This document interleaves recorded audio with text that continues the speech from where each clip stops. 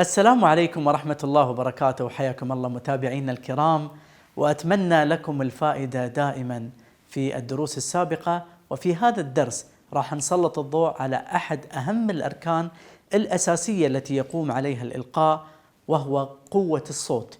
وأحد أهم أساسيات الصوت التي يجب على الملقي والمحاضر أن يستخدمها هي قانون استخدام الصوت الواضح أمام الجمهور.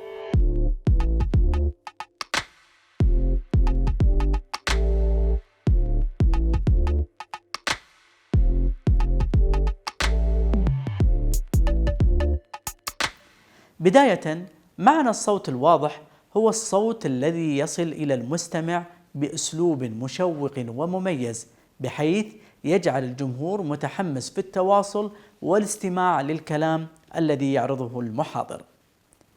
وحتى يصل الملقي إلى الصوت الواضح هو بحاجة إلى تحقيق أمور 6، وهي: أولاً، أن يكون الصوت مفهوماً. ومعنى ذلك عندما يتحدث الملقي أو المحاضر يجب أن يتكلم بصوت مفهوم وعبارات صحيحة ليس فيها غموض أو صعوبة في الفهم. لذا من المهم أن يختار الجمل بعناية واضحة، وتكون أيضا مفهومة لي كمحاضر كي لا يشعر الجمهور المتواجد بالملل. ومثال ذلك: سأتحدث إليكم اليوم عن موضوع يهم الكثير من الناس. هنا قرأتها لكم بأسلوب مفهوم وواضح للغاية. ثانياً، أن يكون الصوت مسموعاً، بمعنى أن يسمعه الحاضرون في القاعة من غير علو في الصوت والوصول إلى حد الإزعاج أو الانخفاض الذي لا يكاد يسمعه أحد، بل حد المعقول والمسموع والوسط. مثال ذلك: أهلاً وسهلاً بكم حضورنا الكريم.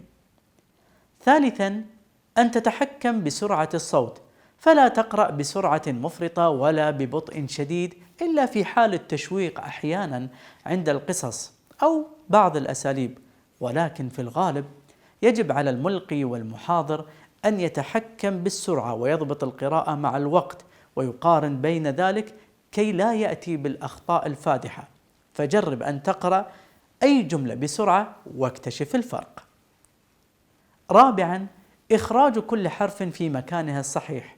وهنا من المهم أن يتدرب الملقي على مخارج الحروف والقراءة عنها بشكل يساعده على إخراج كل حرف بشكل واضح. فبعض الحروف مثلا تكون مع تطابق الشفتين، وبعض الحروف يكون مخرجها من الأسنان، وهناك بعض الأحرف تخرج من الحلقوم. خامساً، الحفاظ على قوة الصوت وعدم الضعف.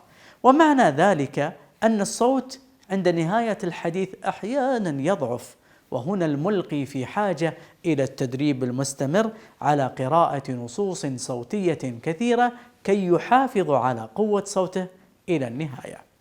سادساً، التميز بالوقفات الصحيحة، والتي معها يأخذ الملقي نفساً بسيطاً يستطيع من خلاله أن يستكمل القراءة، ولكن بشرط أن تكون الجملة كاملة ولا يتم تقطيعها. فلا أقول ذهب محمد إلى السيارة، ولكن نقول ذهب محمد إلى السيارة.